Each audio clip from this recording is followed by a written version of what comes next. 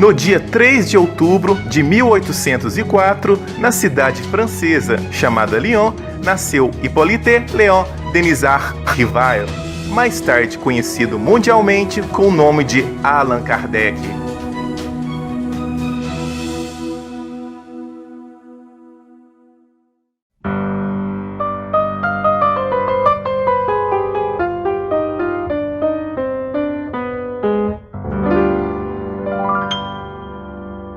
Na cidade de Lyon, na Rua Sala, número 76, foi o local onde Allan Kardec morou com seus pais. Foi nessa rua que Allan Kardec viveu a sua infância. Kardec pertencia a uma antiga família de orientação católica. A sua casa de número 76, na Rua Sala, não existe mais. Talvez foi demolida para dar espaço a uma larga avenida que corta a Rua Sala. Desde cedo, o jovem francês começou a estudar no renomado Instituto Yverdon, na Suíça. O Instituto Yverdon foi idealizado e dirigido por Pestalozzi, um dos pedagogos mais influentes do mundo até hoje. Kardec foi moldado por Pestalozzi e se tornou um dos alunos mais brilhantes, além de se tornar divulgador do método de ensino de Pestalozzi. Pouco depois de estudar em Yverdon, veio morar em Paris. Atualmente, o Instituto se transformou em um museu. Essa é a parte interna do Instituto. O Instituto tinha alunos de diversos países e o estudo era em período integral.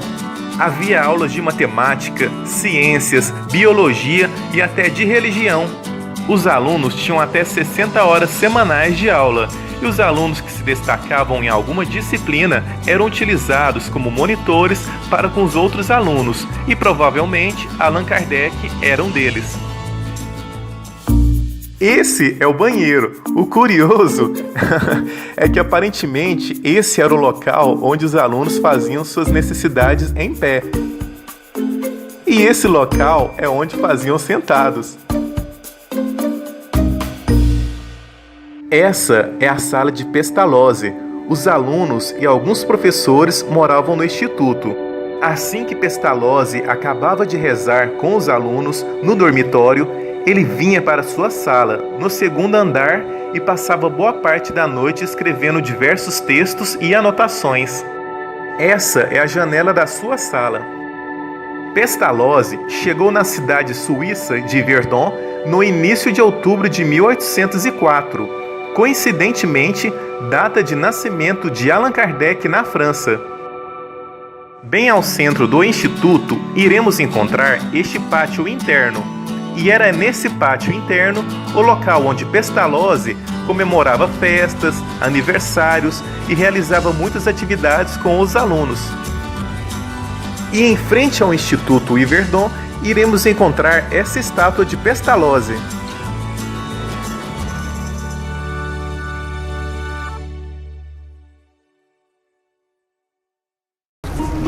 Meu nome é Fernando.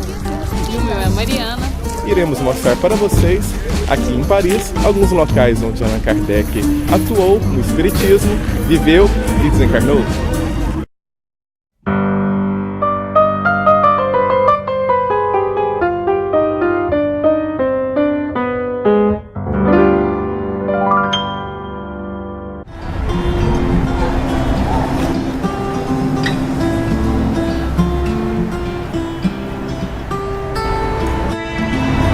Estamos na Rua de la Harpe, onde Kardec morou aos seus 18 anos, após concluir os seus estudos em Yverton, na Suíça.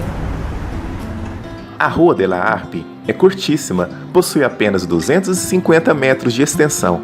É pouco movimentado durante o dia. Aqui, em 1823, morou o jovem Kardec. Foi o seu primeiro endereço em Paris. E foi nesta época em que ele se destacou como educador e com seus trabalhos de alta qualidade. Chegou a publicar, com apenas 19 anos de idade, um livro pedagógico chamado Curso Prático e Teórico de Aritmética, de acordo com o método de Pestalozzi, com modificações. Ele também se destacou no magistério e traduziu livros alemães e ingleses. Na Rua de la Harpe, o número 117 de sua residência não existe. As numerações nem sequer chegam ao número 100, pois este local sofreu muitas modificações durante o Segundo Império e a Grande Reforma de Paris. A rua, na época de Kardec, era bem mais extensa e era uma das ruas mais importantes da margem esquerda do rio Sena. Kardec pode ter morado em uma dessas residências. Essa rua possui uma misteriosa especulação. De acordo com supostos registros de polícia, aqui, em 1800, houve uma série de assassinatos, onde um barbeiro cortava a garganta de seus clientes com sua navalha, sacava-lhe os bens e usava os corpos para fazer tortas. Esse incidente foi explorado muitas vezes na literatura, no teatro e no cinema, e inspirou o filme Sweeney Todd, o barbeiro demoníaco da Rua Fleet, do diretor Tim Burton, onde o ator John Depp faz o papel do barbeiro. Essas são algumas fotos antigas da Rua de la Harpe, em 1865.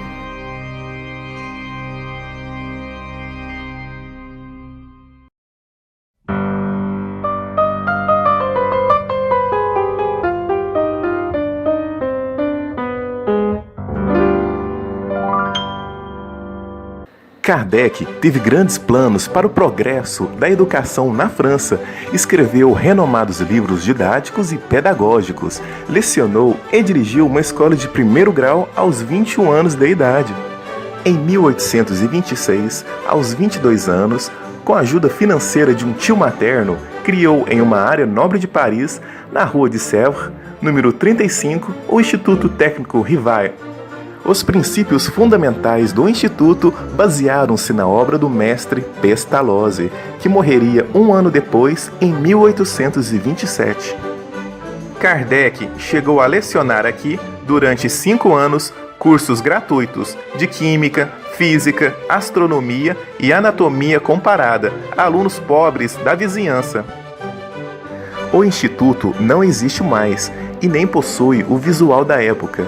Ele se transformou neste prédio e a rua é bastante movimentada. Veja que em frente do prédio há muitas árvores, pois há um parque simples, pequeno e agradável. Essas são algumas fotos do parque. Veja ao fundo o prédio onde foi o Instituto. E essa é uma foto aérea do parque. O tio de Kardec foi quem financiou o Instituto. Ele era viciado em jogos e acumulou dívidas muito altas. Desesperado, acabou pedindo de volta o dinheiro investido no Instituto e Kardec aceitou o pedido e devolveu. Como não tinha dinheiro suficiente, teve que vender o Instituto. Essas são algumas fotos antigas da Rua Sèvres do ano de 1900.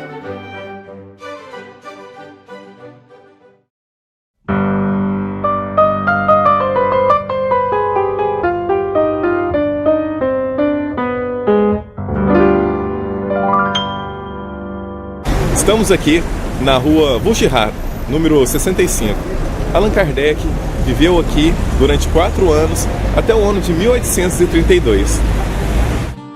Em 1828, neste prédio, situado na esquina de uma região movimentada, agradável e repleta de bares, foi onde Kardec morou por 4 anos.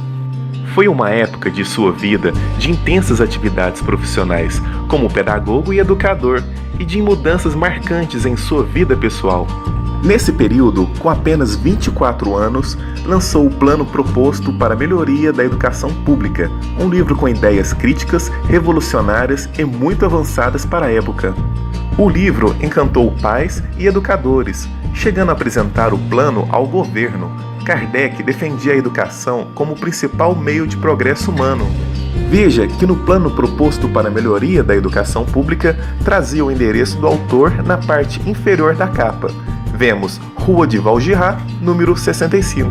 O jovem Kardec destacou-se também em 3 outras obras educacionais. Em 1831, conheceu Amélie Gabrielle Boudet, com quem se casou no ano seguinte. Ele chegou a morar com ela na Rua de Sèvres. Hoje, a residência na Rua de Vaugirard se transformou em uma espécie de bar-restaurante, onde servem café da manhã, almoço, café da tarde, jantar e bebidas. Essa é uma foto do bar, onde foi a residência de Allan Kardec. Já essa foto compara uma foto de época com uma foto atual. E essas fotos mostram a parte interna do bar. É um lugar muito bonito, charmoso e bastante agradável.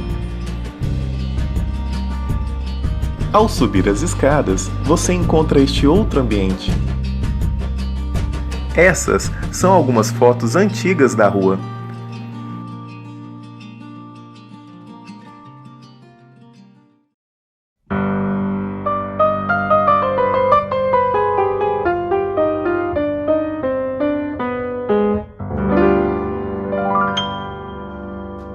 Em 1853, a Europa estava dominada por uma grande novidade chamada mesas girantes. Pessoas de várias classes sociais sentavam-se diante de uma mesa qualquer, se concentravam e faziam as mesas levitarem e girarem. Um ano depois, Kardec, já com seus 50 anos de idade, ouviu falar dessas tais mesas girantes através de um amigo chamado Fortier. Kardec tinha um olhar científico, era cético com relação a espíritos, fenômenos sobrenaturais, reencarnação, e por isso não deu atenção a este assunto. Algum tempo depois, Kardec foi convidado para assistir a uma das sessões com mesas girantes na residência da senhora Pleine-Maison. A residência dela se situava nessa rua chamada de la Grange Batelière, número 18. E foi aqui, na residência dela, que Kardec presenciou as mesas girando no ar, respondendo perguntas através de pancadas e ensaios de escrita mediúnica onde se utilizava um lápis fixado em uma cesta. Naquela noite, Kardec saiu deste prédio impressionado e com seu ceticismo totalmente abalado. A rua de la Grange Batelière é agitada e curta, possui menos de 200 metros. Essa movimentação de pessoas na porta são os pais buscando seus filhos, pois ao lado se transformou em uma escola infantil. Essa é uma foto da rua do ano de 1919.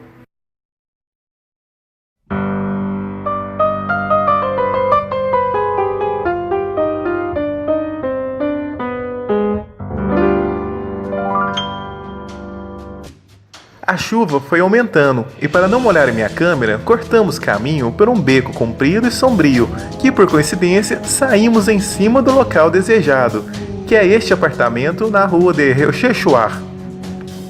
Quando Kardec presenciou o fenômeno das mesas que giravam no ar, ficou com seu ceticismo abalado e começou a frequentar as reuniões semanais neste apartamento do Sr. Baudin, para estudar a sério o fenômeno, sendo médium as crianças Julie Baudin, de 14 anos de idade, e sua irmã Caroline, de 16 anos. Ao estudar a fundo o fenômeno, comprovou para si mesmo que não era truque de mágicas ou fraudes, e descobriu que eram forças inteligentes, que eram espíritos que faziam as mesas girarem. Kardec presenciou também diversas respostas ditas por essas mesas que saltavam e giravam.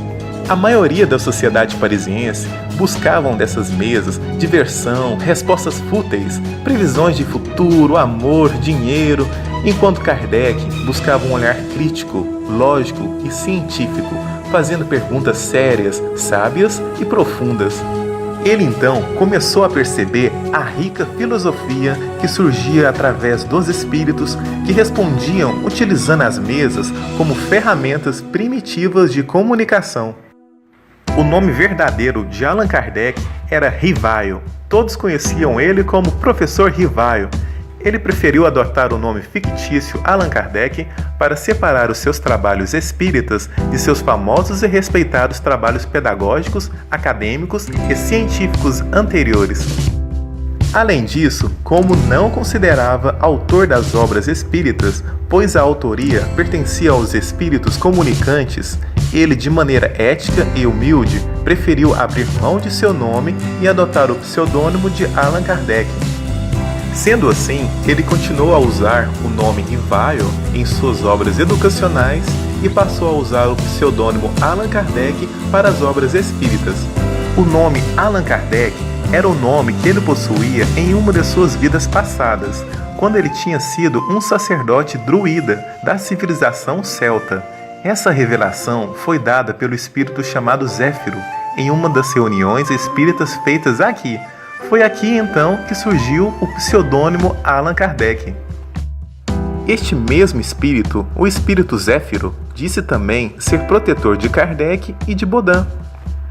Aqui também foi palco de outra comunicação de grande relevância. Foi onde o espírito chamado de A Verdade se apresentou a Kardec. Este grandioso espírito era o responsável por coordenar o grupo de espíritos que se comunicava com Kardec. Essa é a entrada do prédio. As reuniões aconteciam no apartamento de número 7. Vejam que as portas ficam trancadas, pois quem tem acesso são somente os moradores. Se esses moradores soubessem que esse apartamento esteve repleto de espíritos, com certeza iriam morrer de medo de morarem aí. O prédio está com aspecto fantasmagórico, todo coberto de branco, pois estão restaurando. Essas são algumas fotos de como ele era antes da reforma. Fora do principal eixo turístico de Paris, a Rua de Rochechouart preserva a bela arquitetura de prédios antigos. E essa é uma foto da rua do ano de 1920.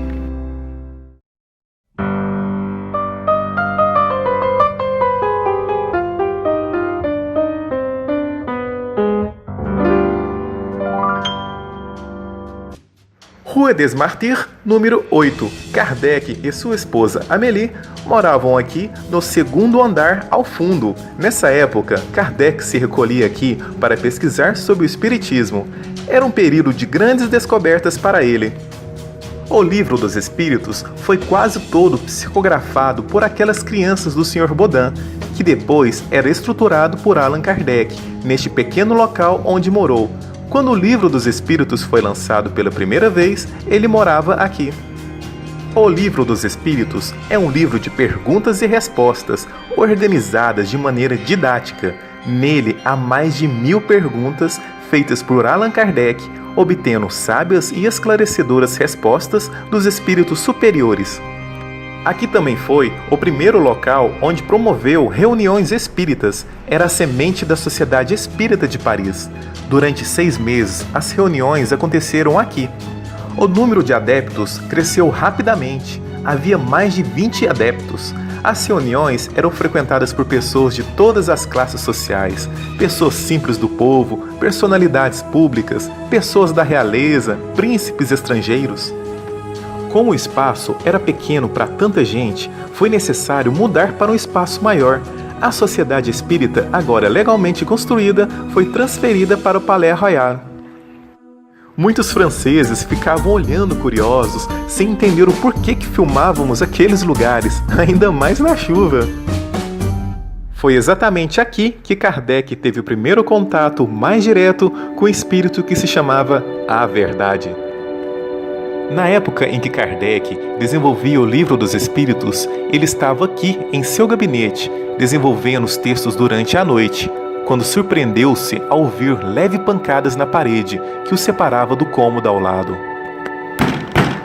Ele não deu muita atenção a esses barulhos e, de repente, as batidas intensificaram e mudaram de lugar. Kardec levantou-se para investigar a causa. Nisso, as pancadas pararam. Sem encontrar nenhuma explicação para isso, ele voltou a sentar em seu gabinete. As batidas começaram novamente. E bastava Kardec se levantar que as batidas paravam. Cerca de 1 hora depois, lá pelas 10 horas da noite, sua esposa, Amélie, chegou da rua e também ouviu essas pancadas. Perguntou o que era aquilo e também tentou descobrir a causa. O incômodo prosseguiu até a meia-noite, quando eles foram deitar para dormir sem descobrir o que era. No dia seguinte, houve sessão no apartamento da rua Rochechouart, e Kardec, então, narrou o fato durante a sessão e perguntou aos espíritos presentes o que eram aquelas batidas. Então, os espíritos responderam que as batidas eram causadas por um espírito que lhe era familiar e que gostaria de se comunicar com ele, e que esse espírito familiar se chamava A Verdade. O grandioso espírito de A Verdade não quis revelar seu verdadeiro nome. Não era por estas janelas que Kardec olhava a cidade. O apartamento ficava ao fundo. No momento em que filmávamos, vimos que a porta não estava trancada. Se isso foi coincidência ou ajudinha espiritual, não sabemos. Mistério! Só sei que aproveitamos a situação e nos aventuramos a entrar rapidamente no local.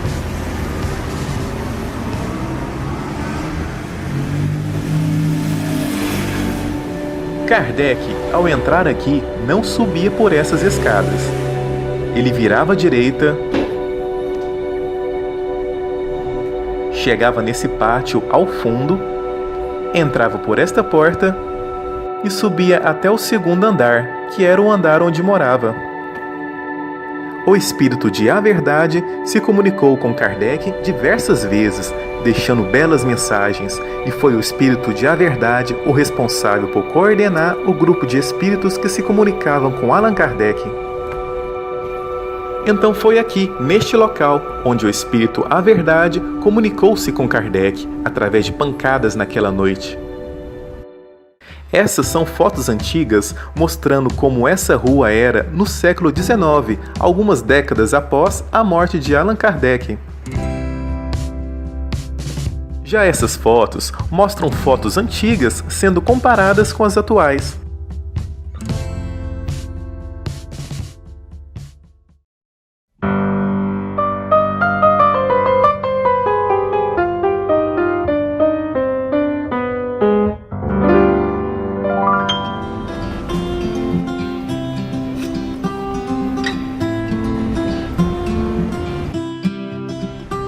Rua Tiquetone, número 14. Aqui, nesse exato lugar, eram realizadas reuniões espíritas organizadas e sérias. E nesse prédio, de número 14, Kardec encontrou a seriedade e a ordem que tanto buscava nas reuniões. Aqui foi um dos alicerces de Kardec na elaboração de O Livro dos Espíritos. Kardec já estudava as comunicações de espíritos em sessões no lar da família Bodin. E em 1856, Kardec começou a frequentar simultaneamente sessões espíritas no apartamento do Sr. Roustan e da Senhorita Jafé, aqui na rua Tiquetone. Quando o Livro dos Espíritos estava quase concluído, a Senhorita Jafé auxiliou Kardec nas revisões de textos para detectar erros. As revisões eram feitas depois de algumas sessões e eram privadas. Como vocês podem ver, o térreo do prédio se transformou em um ponto comercial, com algumas lojas de roupas. Por esta porta entraram inúmeras vezes Kardec e seus colaboradores para mais uma organizada e séria reunião espírita.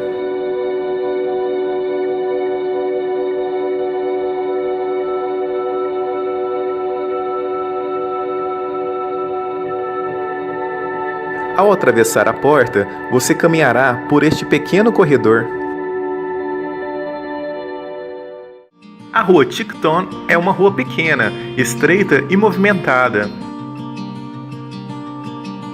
Essa rua também foi endereço de D'Artagnan, um dos mosqueteiros do romance Os Três Mosqueteiros. Alguns historiadores acreditam que os mosqueteiros realmente existiram. Alguns dizem que ele morou no número 16, onde há essa porta verde, por cima dessa loja de roupas. Se isso for verdade, ele era vizinho do Sr. Roustan e da Srta. Jaffé, onde ocorriam as sessões espíritas juntamente com Kardec. Essas são algumas fotos dessa rua do ano de 1907, comparadas com algumas fotos atuais.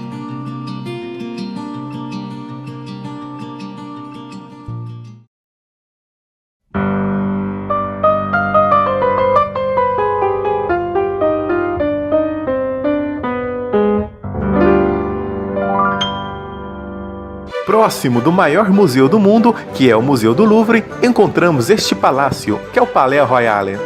O Palais Royal é um dos mais importantes edifícios históricos de Paris. No passado, foi residência real. E hoje, o palácio abriga o Conselho de Estado, o Conselho Constitucional e o Ministério da Cultura. No centro do palácio há um belo e grandioso jardim de quase 21 metros quadrados. Em frente ao jardim, vamos encontrar a Galeria de Orleans, onde no estabelecimento de número 13 houve um marco importante no espiritismo. Foi aqui, no Palais Royal, onde Allan Kardec apresentou o Livro dos Espíritos aqui na Galeria de Orleans. A Galeria de Orleans, do Palais Royal, era toda coberta com uma bela e charmosa cobertura translúcida, provavelmente de vidro, como vocês podem ver nessas imagens antigas. Essas são imagens da cobertura vistas por dentro da Galeria de Orleans. Nessa mesma galeria havia diversos estabelecimentos comerciais. No estabelecimento de número 13 havia uma livraria chamada Danty, e foi nessa livraria onde o Livro dos Espíritos foi lançado pela primeira vez num sábado de primavera, no dia 18 de abril de 1857. Veja que na capa da primeira edição do Livro dos Espíritos, na parte inferior, aparece o nome da livraria e o endereço. Lemos Livraria Danty, Palais Royal, Galeria de Orleans, número 13. No dia do lançamento do Livro dos Espíritos, Kardec ficou muito feliz ao saber que foram vendidos 50 exemplares pela manhã. Ele recebeu as jovens médiuns, seus pais e todos aqueles que participaram do Livro dos Espíritos. Segundo o médium Chico Xavier, Allan Kardec chegou a distribuir alguns exemplares do Livro dos Espíritos pelas ruas em volta do Palais Royal. Ele entregava pessoalmente àqueles que passavam em sua frente. A Galeria de Orleans foi desfeita em 1935. Hoje ela se encontra ao ar livre, pois retiraram a sua cobertura. Sobraram apenas as suas colunas laterais. Os estabelecimentos comerciais ficavam no vão de cada coluna dessas. A livraria Danty ficava localizada em uma delas. Podemos notar que existem atualmente essas duas fontes de água com esferas metálicas, localizada uma no início e a outra no final da galeria.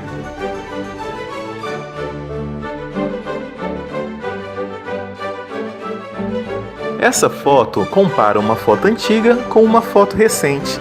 Reparem a ausência da cobertura e dos estabelecimentos comerciais. Sobraram apenas as colunas laterais. Após a publicação do Livro dos Espíritos, Kardec começou a realizar, às terças-feiras, em seu apartamento na rua des Martyrs, reuniões de estudos espíritas. As reuniões eram frequentadas por pessoas de todas as classes sociais, das mais simples a membros da realeza. Era frequentada também por pessoas famosas da sociedade, nascendo assim a Sociedade Espírita de Paris. Como o espaço não suportava mais de 20 pessoas, a Sociedade Espírita teve que ser transferida de local, e o local escolhido foi uma outra galeria do Palais Royal, chamado Galeria de Valois. O endereço fica no lado externo do palácio. Basta sair do palácio, caminhar pela estreita rua de Valois e encontrar o número 35.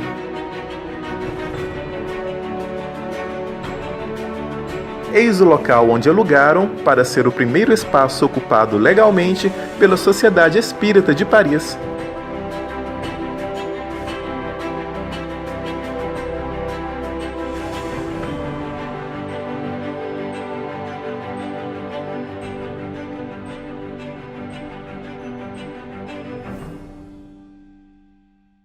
O Palais Royal era considerado um grande marco histórico da Europa, pois era um grande centro cultural e comercial. Foi por isso que Allan Kardec escolheu aqui para lançar o Livro dos Espíritos e fundar o primeiro centro espírita do mundo, que era a Sociedade Espírita de Paris. Por isso, podemos dizer que o Palais Royal foi um grande marco para os espíritas e um berço do espiritismo. A Sociedade Espírita esteve na Galeria de Valois durante um ano. Em 1859, eles mudaram para um outro local do Palais Royal, novamente para uma outra galeria. E essa galeria se chamava Montpensier.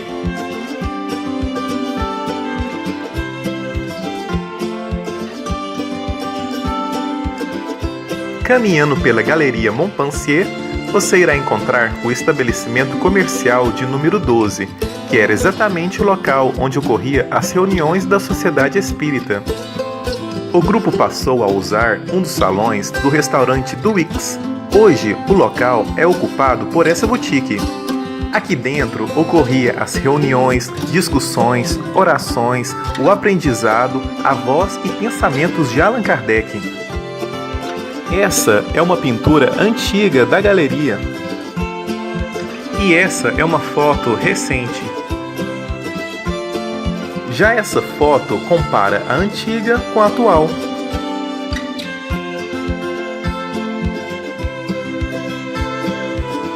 Essa é a porta dos fundos da boutique.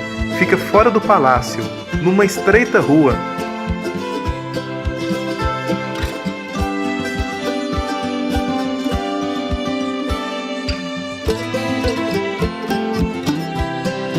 Neste endereço, a Sociedade Espírita esteve também por um ano e passou então para a Rua Sainte-Anne.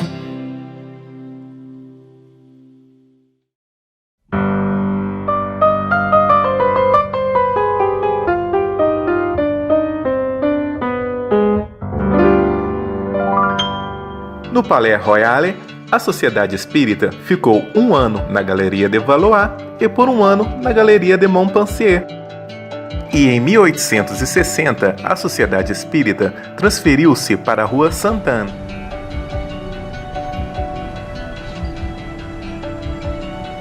Estamos aqui na Passagem Sainte-Anne. Foi neste local, primeiro andar, porta da esquerda. Foi aqui então que a Sociedade Espírita se fixou após ter saído do Palais Royal. Nesse mesmo endereço, Kardec desenvolveu boa parte dos principais livros do Espiritismo. Todos esses livros foram ditados pelos espíritos superiores e são consideradas obras básicas da doutrina espírita. As obras básicas do Espiritismo são O Livro dos Espíritos, que é um livro de perguntas e respostas organizadas de maneira didática por Allan Kardec. Nele, há mais de 1000 perguntas respondidas através dos espíritos. Os espíritos respondem a perguntas como: quem é Deus? Para onde vamos quando morremos? Qual é o sentido da vida? Qual é a finalidade da reencarnação? O Livro dos Médiuns é uma espécie de manual para todos aqueles que queiram participar das atividades mediúnicas, reeducar a sua mediunidade ou simplesmente queiram conhecer a natureza e os mecanismos da mediunidade. O Evangelho segundo o Espiritismo é um livro onde os espíritos superiores esclarecem e fazem reflexões sobre várias passagens do Evangelho, trazendo aos homens uma nova visão sobre os princípios da moral cristã e sobre os ensinamentos de Cristo. O Céu e o Inferno é um livro que esclarece como é o céu e como é o inferno, aprofunda a visão sobre a vida após a morte, mostra o significado do arrependimento e as consequências espirituais dos atos cometidos durante a vida física. Apresenta também relatos de espíritos que encontram-se felizes ou infelizes após a morte física. E por fim, a Gênese. A Gênese é a quinta obra básica do Espiritismo. Ela aborda diversas questões de ordem filosófica e científica, como as da criação do universo, a formação dos mundos, a formação do nosso planeta, o surgimento da humanidade na Terra e o surgimento do Espírito. O livro também aborda uma visão científica sobre os milagres de Jesus Cristo.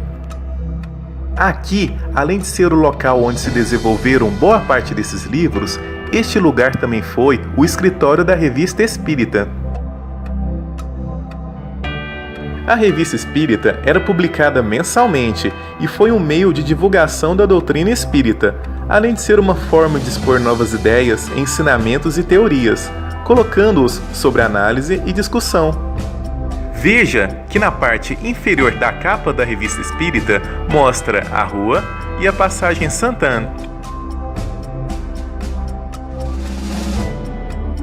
Kardec residia na vila de Seguir, local onde era bem mais confortável, mas as obrigações que ele tinha frente ao movimento espírita forçou ele a ficar na rua Santana, local onde ele focava nos trabalhos juntamente com sua esposa e por onde trabalhava de dia, de noite e não raro durante as madrugadas. A rua Santana é super agitada e uma coisa que nos chamou bastante atenção é que há inúmeros restaurantes japoneses.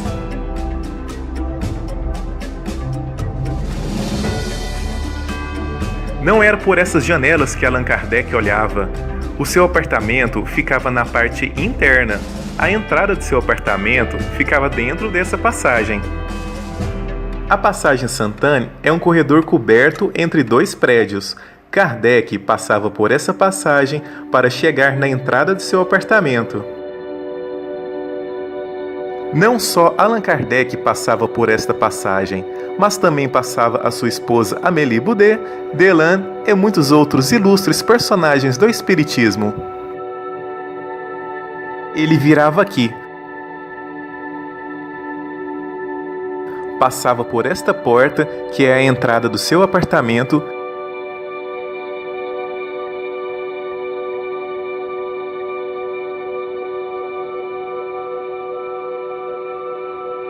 e subia pelas escadas.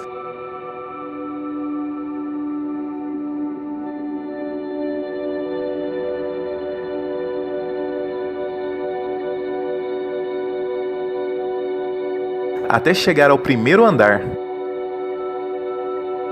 Este é o local onde morou.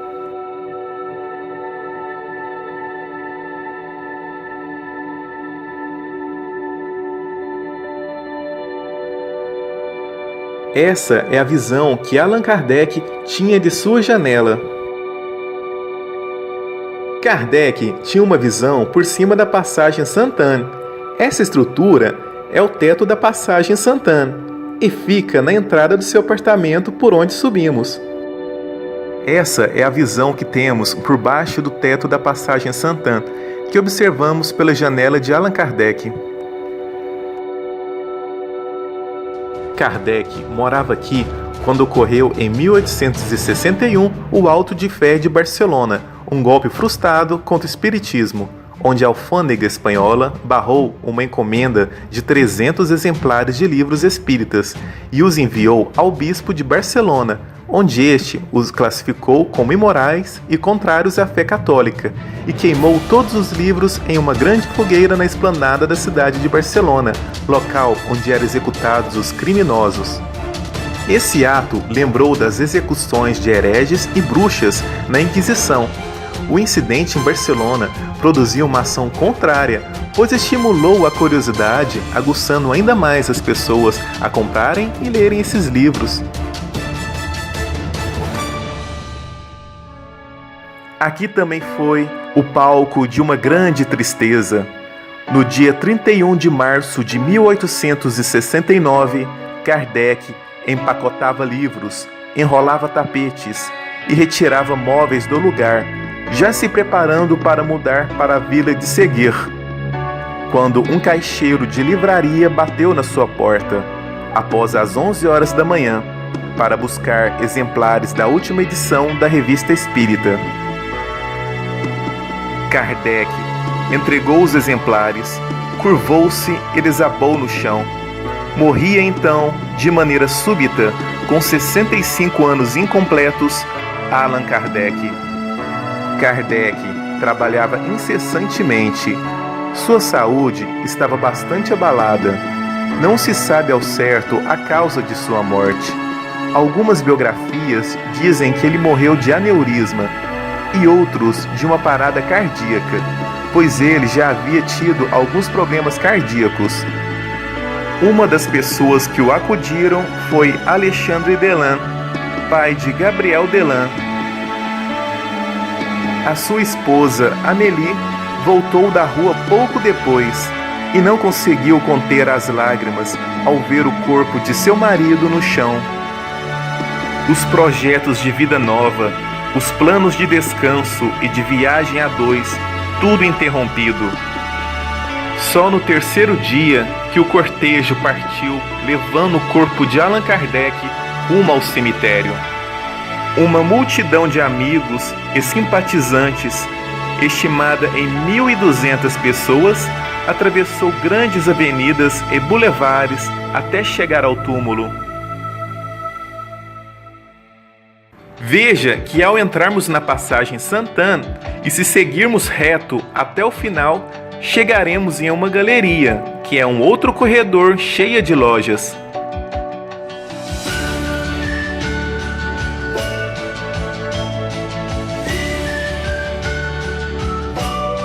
Essa foto antiga mostra como era essa galeria no ano de 1900. Já essa imagem compara uma foto antiga com uma foto atual. E essa é uma foto antiga da Rua Saint-Anne.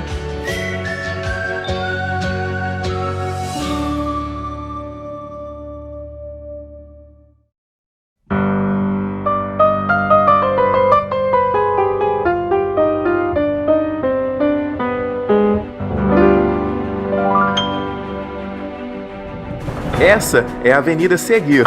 É uma avenida larga, com várias pistas, bem arborizada e bonita. Está localizada em um ponto nobre de Paris. A Avenida Seguir fica perto da Torre Eiffel. Allan Kardec não chegou a conhecer a torre, pois ela começou a ser construída 18 anos depois de sua morte.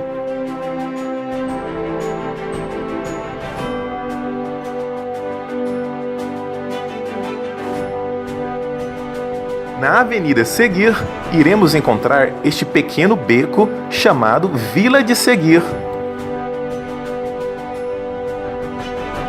Na entrada deste beco, há este prédio, que na época era um lote que Allan Kardec havia comprado. Ele tinha planos para construir 6 pequenas casas no terreno, para abrigar a redação da Revista Espírita, biblioteca e museu espírita. Ele também pretendia morar aqui definitivamente, assim que saísse da Rua Saint-Anne, mas desencarnou antes de se mudar para cá. Neste mesmo local, Allan Kardec tinha planos para construir um asilo para defensores indigentes do espiritismo durante a velhice. Podemos dizer, então, que este local corresponde a uma parte triste da vida de Kardec, com sonhos e planos abortados repentinamente devido à sua morte.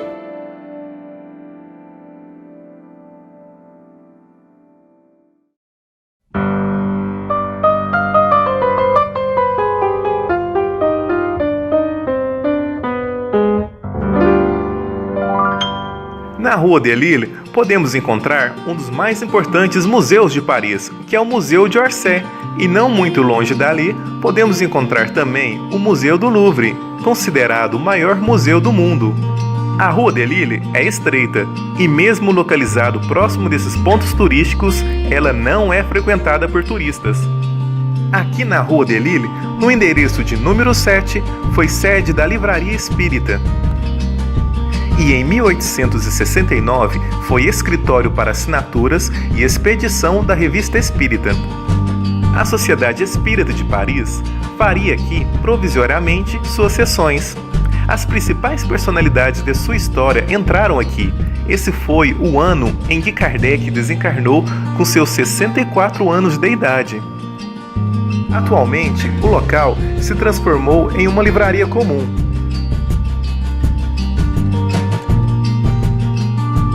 Um pouco mais à frente, no número 23 da Rua de Lille, vamos encontrar o local onde o filósofo e revolucionário socialista Karl Marx viveu em 1846. E um pouco mais adiante, no número 69, o escritor Stendhal viveu por 3 anos. Essa é uma foto antiga da rua do ano de 1905.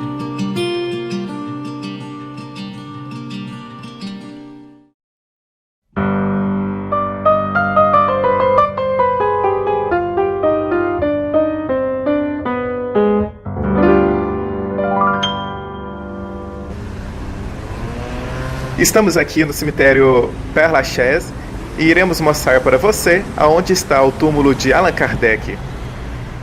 Este cemitério é considerado o maior de Paris e o mais visitado do mundo, recebendo mais de 2 milhões de pessoas por ano. O cemitério foi inaugurado em 1804, coincidentemente, ano de nascimento de Allan Kardec. Era a época de Napoleão Bonaparte. O nome Père Lachaise significa Padre Lachaise. Esse padre foi confessor do rei XIV da França e viveu em uma casa no local da capela. O cemitério já abrigou os restos mortais de mais de 1 milhão de pessoas. Atualmente possui 44 hectares e mais de 70 mil tumbas. Essas são algumas fotos antigas do cemitério.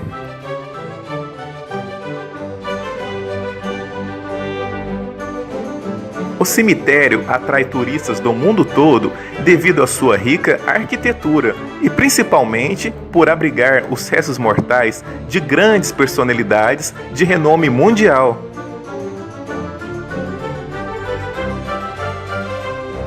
O cemitério é tão grande que os turistas recebem um mapa para que os visitantes possam encontrar com mais facilidade os túmulos das personalidades famosas. Allan Kardec aparece no mapa e veja que seu túmulo se situa na parte central do cemitério. Este é o túmulo de Félix Faure.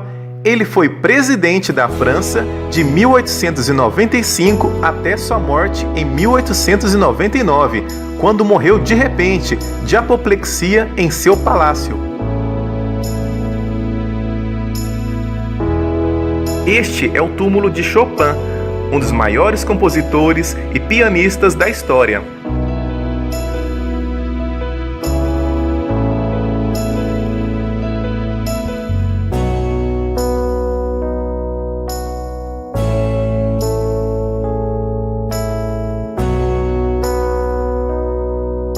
Este é o túmulo de Delacroix, o mais importante pintor do romantismo francês.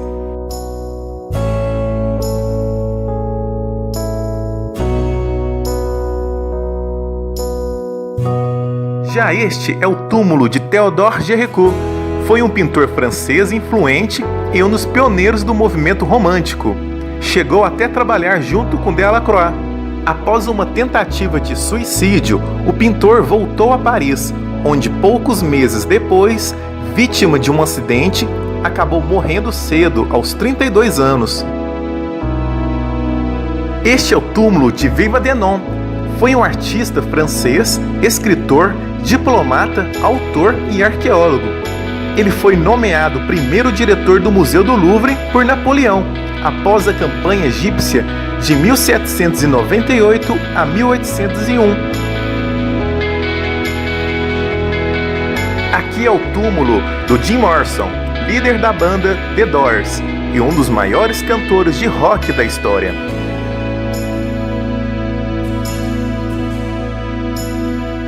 Em seu túmulo está escrito uma frase em grego que, traduzindo para o português, seria: queime o seu demônio interior. Hoje, seu túmulo está cercado por essas grades para evitar vandalismo provocado pelos inúmeros fãs que vêm aqui visitar, beber, fumar e pregar chicletes nessa árvore com assinaturas. Este é o túmulo de Bernard Verlac de Tignoux, famoso cartunista francês assassinado no atentado terrorista de 2015 em Paris. O seu caixão estava repleto de cartoons, como vocês podem ver nessas fotos. E em cima de seu túmulo podemos notar que também havia cartoons, pincéis e bonecos coloridos.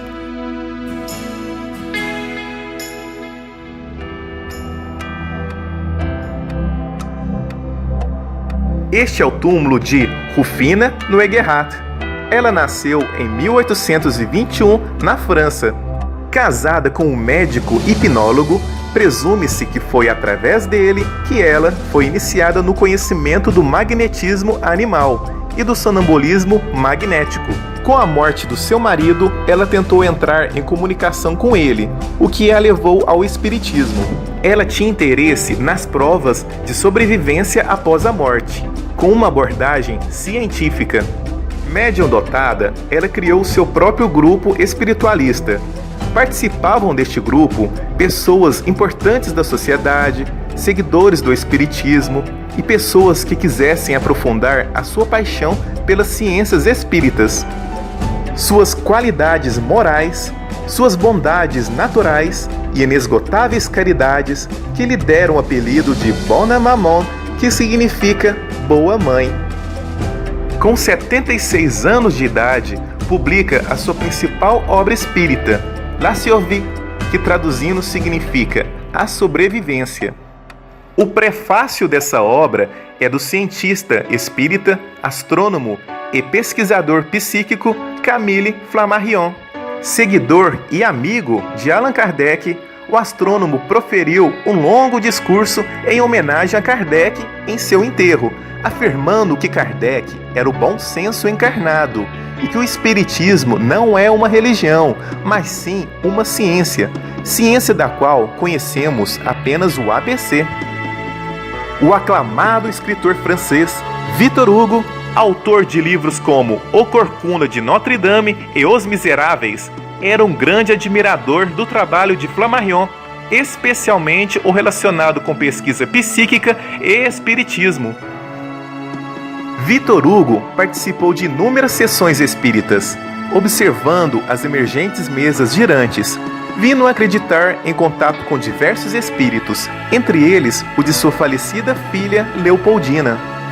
Em várias obras que escreveu, o escritor manifestou a sua forte crença na vida após a morte, como por exemplo no poema A Virique, de 1854, que podemos ler a seguinte frase: Eu digo que o túmulo que sobre os mortos se fecha, abre o firmamento, e o que acreditamos aqui embaixo ser o fim, é o começo.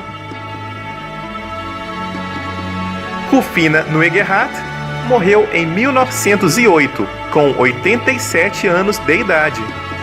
Em seu túmulo está escrito: Boa Mãe, Rufina Noguerat, apóstolo do Espiritismo e da Paz Universal, 1821 a 1908. Já estamos aproximando do túmulo do Kardec. Venham conosco. Na verdade, não estávamos chegando ao túmulo de Kardec, não, pois descobrimos que estávamos completamente perdidos no cemitério. E para chegarmos ao túmulo, a Mariana resolveu cortar caminho por um local nada convencional, entrando por entre dezenas de túmulos, em vez de simplesmente andar pelas passarelas. Fiquei assustado, pois aquela não era a direção do túmulo de Kardec, e nem havia necessidade de andar por entre os túmulos. Mal sabíamos que ela estava sendo guiada por uma espécie de intuição, pois saímos em cima do túmulo de Gabriel Deslán. Foi como achar uma agulha no palheiro, pois há mais de 70 mil tumbas no cemitério e não tínhamos a mínima noção onde ficava esse túmulo. Já tínhamos até desistido de procurá-lo. Mistério!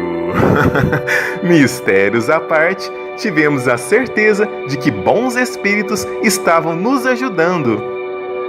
Gabriel Delan nasceu em 1857, coincidentemente, ano de lançamento de O Livro dos Espíritos.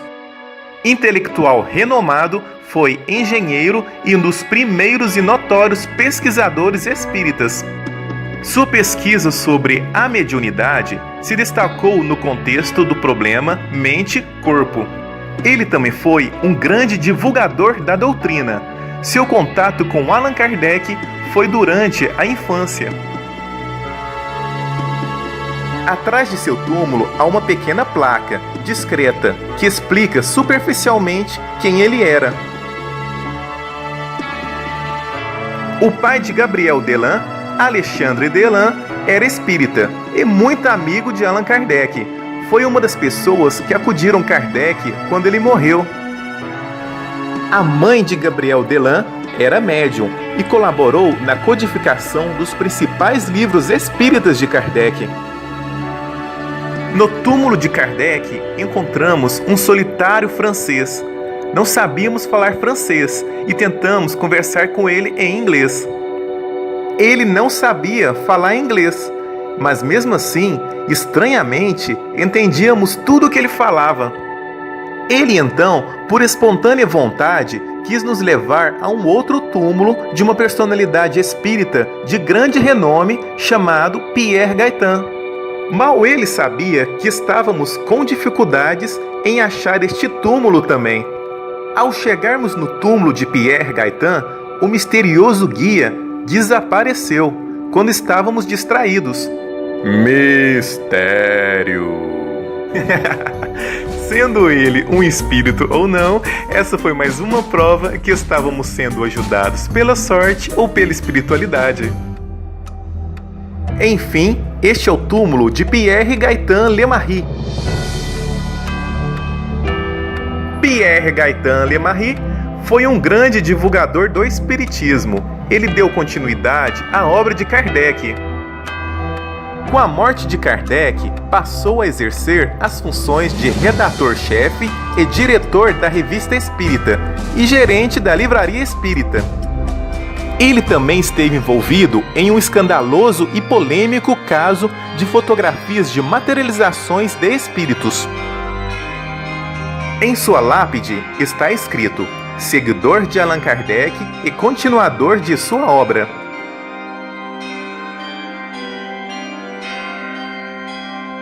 E na rocha está escrito: morrer é sair das sombras para entrar na luz.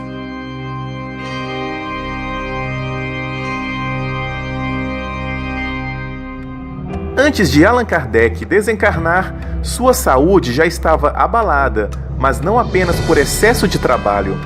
Ele vinha sofrendo com traições dentro do meio espírita, enfrentava adversários ferrenhos da igreja e da imprensa, passou até por dificuldades financeiras. Kardec sofreu uma morte súbita aos 64 anos de idade, no dia 31 de março de 1869. Foi enterrado no dia 2 de abril. Coincidência ou não, 2 de abril é a data de nascimento do médium brasileiro Chico Xavier, eleito em uma votação popular como sendo o maior brasileiro de todos os tempos, tendo psicografado mais de 500 livros e dedicado todo o tempo de sua vida a causas filantrópicas. Finalmente, este é o túmulo de Allan Kardec. O túmulo de Kardec está sempre florido, com perfumadas flores frescas, e atrai curiosos o tempo todo, até visitantes que nunca ouviram falar dele. Notamos que os túmulos das personalidades espíritas são sempre os mais floridos. Veja que a construção de seu túmulo foi inspirado em monumentos druídicos.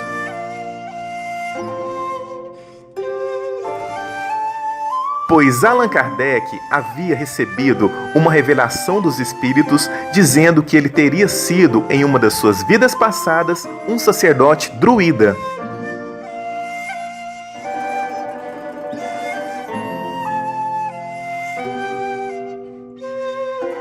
Essa foto compara a arquitetura druida com o túmulo de Allan Kardec.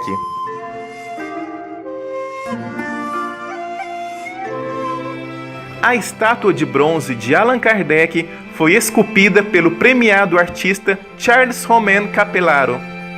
Na coluna que sustenta a estátua de Kardec está escrito em francês: Allan Kardec, fundador da filosofia espírita. E logo abaixo está escrito: todo efeito tem uma causa.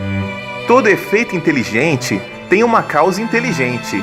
O poder da causa está na razão da grandeza do efeito. Ao lado da coluna está escrito o nome de sua querida esposa, Amélie Gabrielle Boudet, e a data de nascimento e morte, pois o corpo dela está enterrado ao lado dele.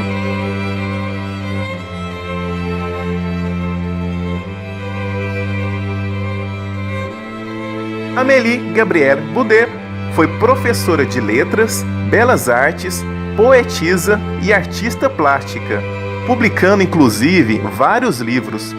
Foi também uma grande incentivadora e divulgadora do espiritismo. Allan Kardec chamava ela carinhosamente de Gabi. Após o falecimento de seu esposo em 1869, assumiu todos os encargos necessários à gestão do espiritismo na França e no mundo. Um francês que apareceu no túmulo de Kardec percebeu que éramos turistas e nos ensinou a rezarmos com as mãos sobre a estátua de Allan Kardec. Tivemos que repetir este costume cada vez que aparecia um francês por lá, pois todos eles pediam para fazer o mesmo. Não sabíamos falar em francês para explicar que já havíamos orado e tocado na estátua, e se não fizéssemos o que haviam pedido, eles achavam ruim. Já estávamos repetindo essa ação pela terceira vez, e quando chegou o quarto francês, saímos de lá rapidinho e voltamos quando não havia mais ninguém. Descobrimos que na parte de trás do túmulo de Allan Kardec há uma pequena placa discreta. Veja só. E na parte superior da placa explica superficialmente quem ele era. O curioso é que no final da placa há uma recomendação da União Espírita Francesa que pede que os visitantes respeitem o local, evitando atitudes místicas da idolatria e fanatismo, sem imposição de mãos na estátua de Kardec, sem pedidos deixados por escrito, sem ajoelhar-se, sem deixar velas ou objetos como se fosse um altar. Estar diante do túmulo de Allan Kardec foi uma experiência marcante para nós e sentimos uma emoção muito forte ao percorrermos todos os endereços onde Kardec esteve. E encerraremos esta jornada com uma notável frase que se encontra cravada no alto do túmulo de Kardec, na qual a tradução seria: nascer, morrer, renascer novamente e progredir sempre. Tal é a lei.